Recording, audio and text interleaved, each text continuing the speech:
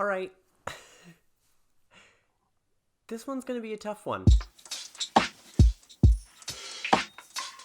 Hello everyone, welcome back to One Perfect Scene, where we analyze the best scenes in television and why everyone loves them. Today, we are tackling a remarkably hard and emotionally raw one for me, and that is Nobara Kugisaki's death in Jujutsu Kaisen. I recently saw this episode probably about 2 days ago, and when I did, it absolutely broke my heart and left me in tears. So I can't promise you that that won't happen again when we rewatch this scene. But there's so much to love about what this scene is and what it does for the story going forward, just in terms of sheer heartbreak. It's a really interesting way to progress the story, and honestly, I didn't think they were going to go there, so props to you, Geeky, because you have got me beat, honestly. You've got the entire internet beat down emotionally. But you guys seem to really love when I put myself through the emotional ringer, so you know what, I'm gonna do it for you, because I really appreciate your support. I have a hammer in solidarity. She was my probably favorite character, or one of them, on this show. That was bound to happen. She really is so well written, especially for female characters in shonen anime. Just the fact that she was, both strong and proud of being strong and not afraid of being anti-traditional feminine or ugly, but also enjoys dressing up, makeup, everything, looking pretty, looking good, and you can be both. There's nothing wrong with doing both, and I loved that, and her proving that to Momo in the first season. Also, kudos to Nobara for not actually murdering Momo in the first season.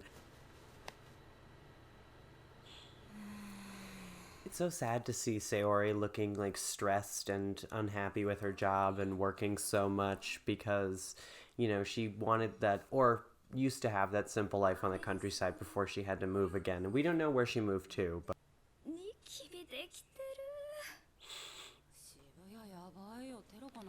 I love the mention of what's going on in Shibuya, not only to show you what time this is taking place, but also as just, this is what they're framing it as, terrorism.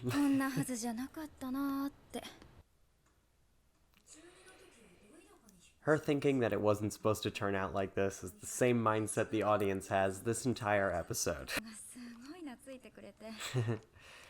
It's interesting that they made such an impact on her, too. It's good to see that they are all thinking of each other still. That's something to hold on to, right?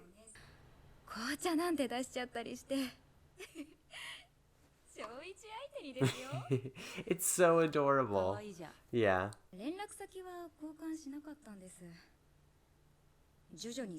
Isn't that life?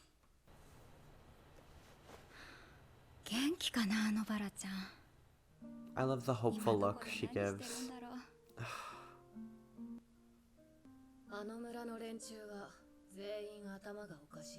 Her being surrounded by the chairs, because that's the analogy that she made last season about how there are only so many chairs on her life and she doesn't want one to be filled by, but the people who are important to her are there, and then some people like Itadori bring their own chair.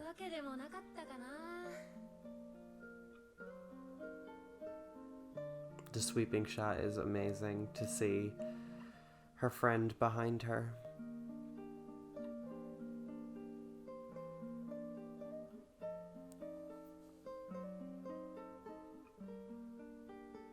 And seeing her as a kid is just overkill.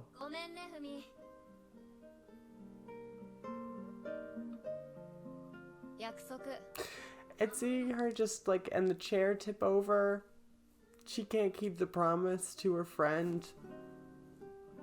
Itadori, みんなに伝えて。悪くなかった。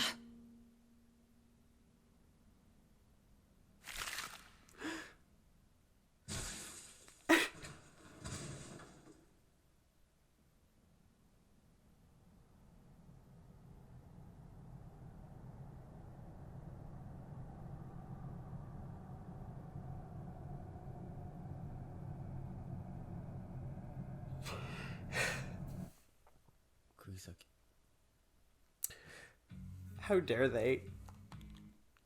How dare they hit you with that outro sequence right after that? You know, I haven't gotten this angry at a TV show in a very long time. Props should be given to them.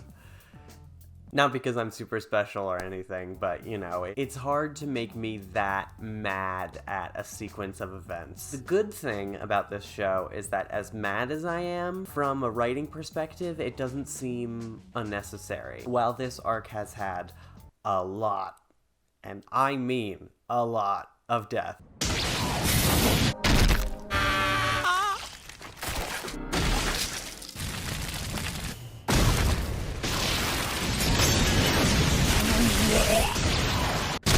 It still is something else for Itadori to see one of his closest friends, one of the people who's been here with him since the beginning of his journey, basically, be killed in front of his eyes. It is a new level of emotional development for Yuji. Our boy, our poor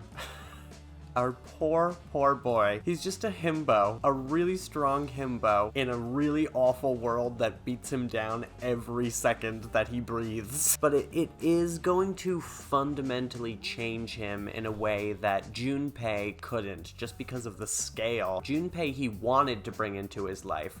Nobara was already in his life. It's a whole different kind of hurt, and then you compound it with the fact that last episode, Nanami died. I mean, like, what is going on? Seriously, Gigi? Like, can I have one character left, please? By the end of the series, I'm just gonna be left with Gojo. But also, a couple things to comment on that I missed while I was crying. The frames right before she is killed are done very carefully. Her last smile really hits home in a way that I think they kind of nailed. It is so clear that she understands what is going to happen to her, but wants Yuji to be okay. And I think to some level is okay with it herself. She has talked about possibly dying in battle a couple of times before, and she always seemed really ready for it because Kugisaki is that bitch.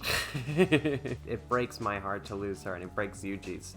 And the magnetism of that moment is definitely conveyed super well with the slow shot that pans down the hallway on Kugisaki's body.